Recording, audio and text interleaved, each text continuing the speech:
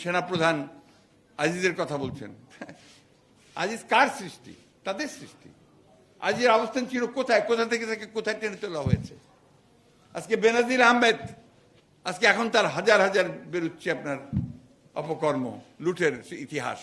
বানানো হয়েছিল আপনার কেয়ারটেকার গভর্নমেন্টের দাবিতে, আপনারাই টেনেছিলেন, অন্য কেউ তো না। আপনারা এনেছিলেন যে কেয়ারটেকার গভর্নমেন্ট না হলে, একটা নিরপেক্ষ সরকার না থাকলে নির্বাচন সুষ্ঠু হবে না।